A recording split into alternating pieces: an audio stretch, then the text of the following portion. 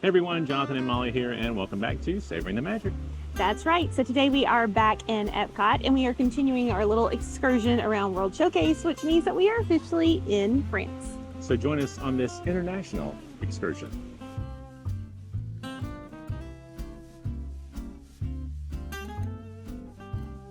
All right, so before we begin, here's our disclaimer that we give before every single one of these videos, because here's the facts, guys.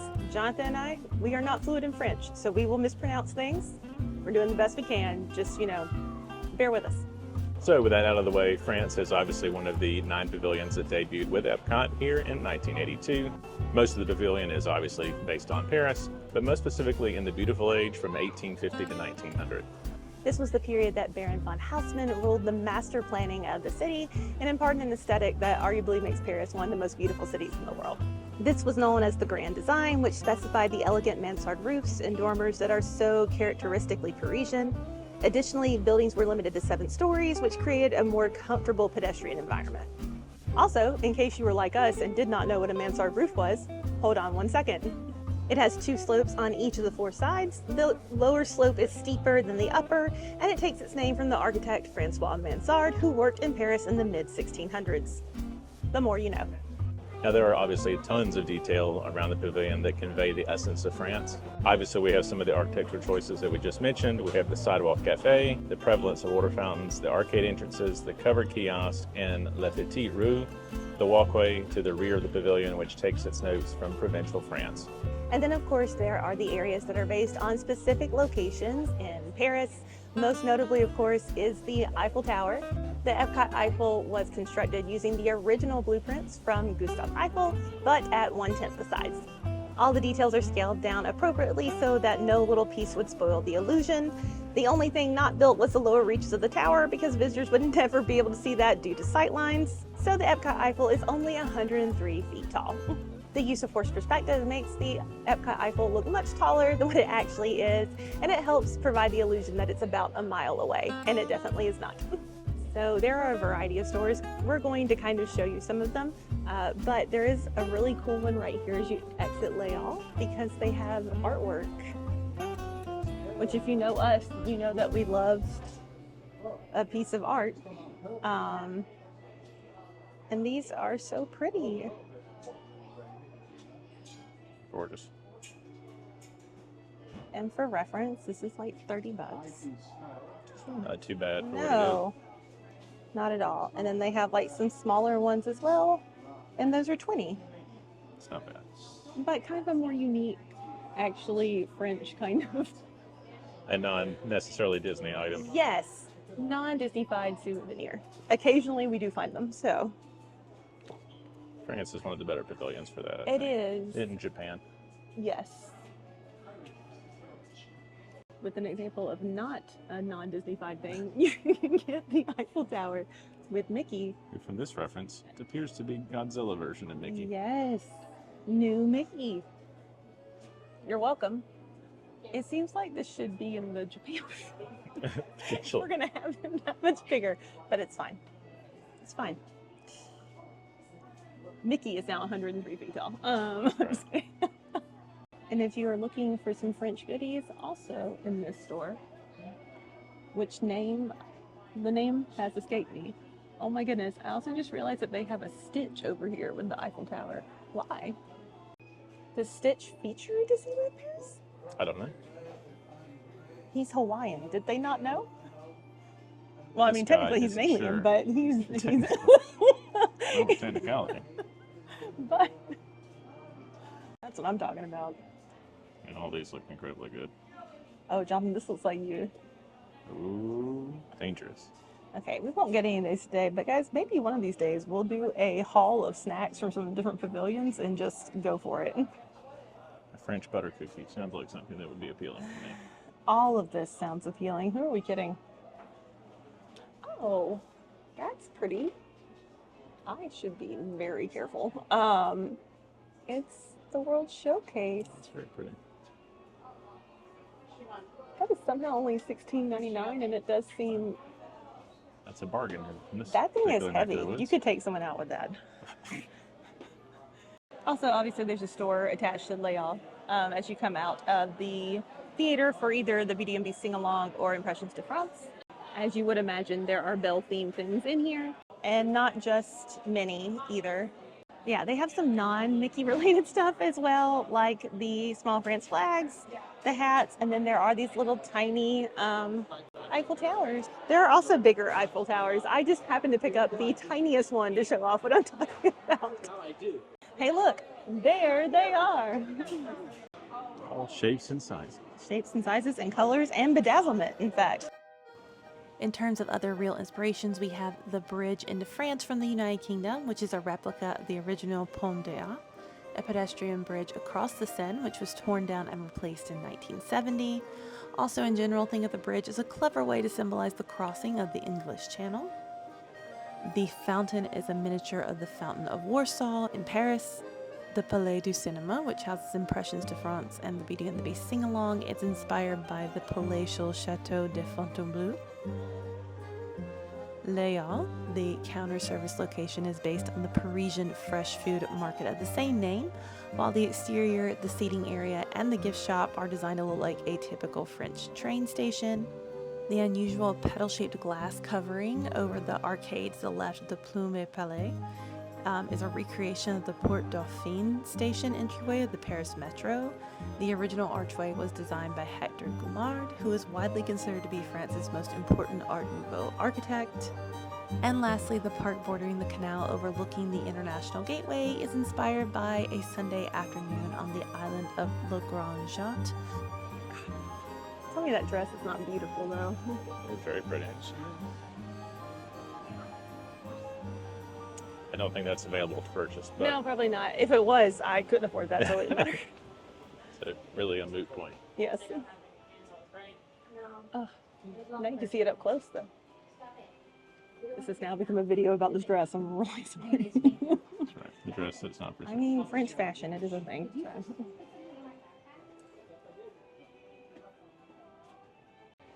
I mean, it's not the other dress, but it's cute. Variety of scarves and berets. Would it be the French Pavilion if we hadn't found a way to include that? This is also the fragrance store, but guys, we can't walk in there because I will just start, I don't know, tearing up and sneezing and everything else. I don't do very well with strong scents. Oh, look how pretty it is. It's in the lobby of the theater for Impressions de France and the Beauty and the Beast sing-along. There are displays from cinema, from movies, just different French culture exhibits. So you should go see a show because now it's hot and those are great. But even if you don't, you should definitely walk in and come see these.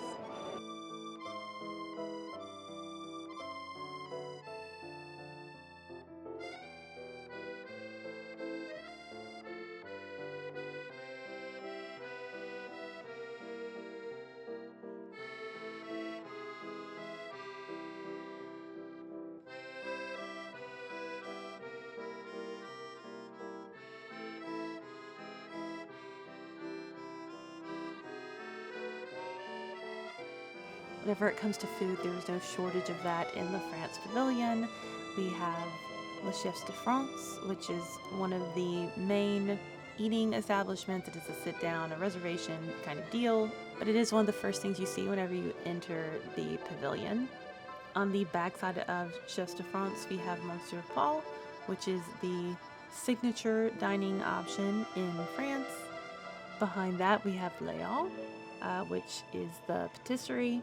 Just some cool things about this in general. The iron and glass panels inside are reminiscent to the designs of architect Victor Baltard, who was tasked with designing all new market halls for Paris in the 1800s. The 12 quote-unquote pavilions or buildings of Paris's Les Halles each had their own specialty. It's believed that Pavilion 12 sold butter, cheese, and bread, hence the Pavilion 12 on the wall in here. Also, the phrase Le ventre de Paris is translated into the belly of Paris, which is what French novelist Émile Zola referred to Les Halles as. So we also have Le Jardin des Glaces, which is the ice cream place. And then lastly, we have the crepe areas over here by Ratatouille. We have La Crêperie de Paris, which is a sit-down area. And then, of course, the quick service window. So now that we've gone through the history of the pavilion and checked out some of the shops, let's check out the main attraction, Remy's Ratatouille Adventure.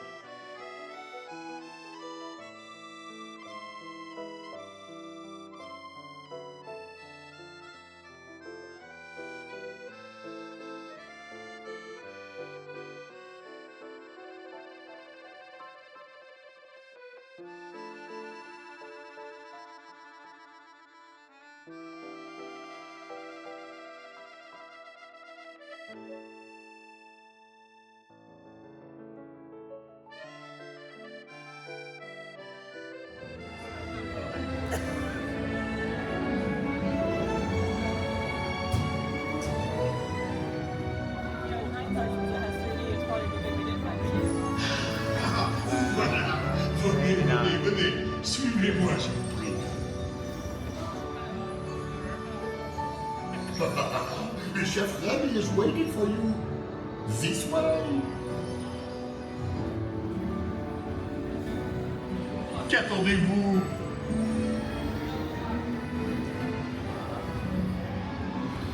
Oh, yes, they are, Remy. Les invités pour le dîner. Yes, but what to prepare? Hein? Pour le repas idéal? Contre vin? Non. A simple omelet? Too simple. What? Mais oui, that's it!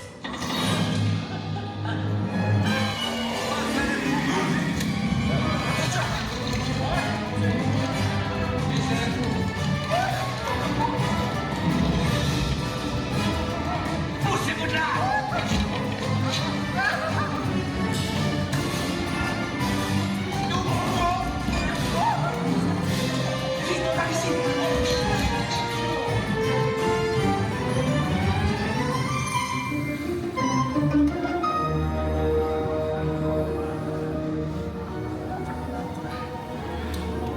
Cette nourriture est pour nos invités, pas pour vous.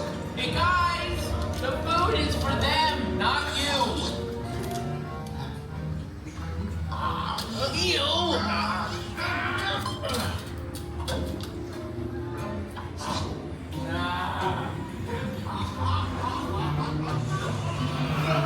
Mais voici, restez pas fait. Il est en salle. Et oui, what are you doing? Que manigancez-vous?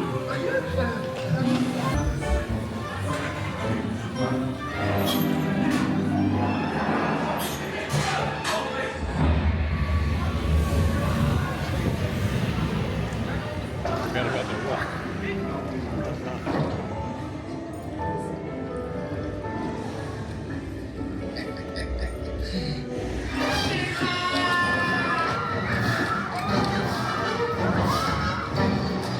Dépêchez-vous, par ici. Go.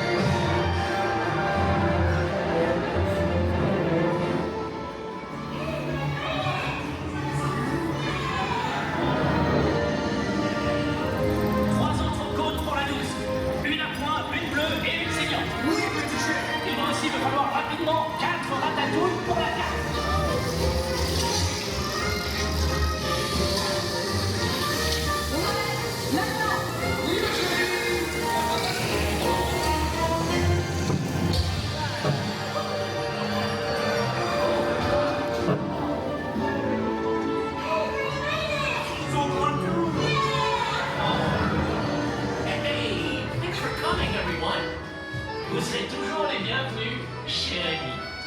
À bientôt et bon appétit. Et Mino. Au revoir.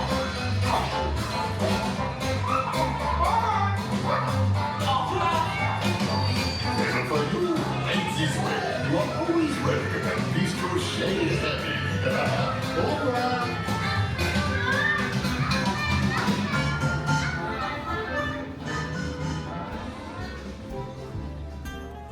So thank you guys so much for joining us on this excursion. Let us know in the comments, what are some of your favorite details about France? Have you ever noticed some of these things in the pavilion before? You know, just let us know. That's right. If you enjoyed the video, be sure to like, comment, subscribe. Really helps us out. We have videos coming out every week. But until next time, keep savoring the magic.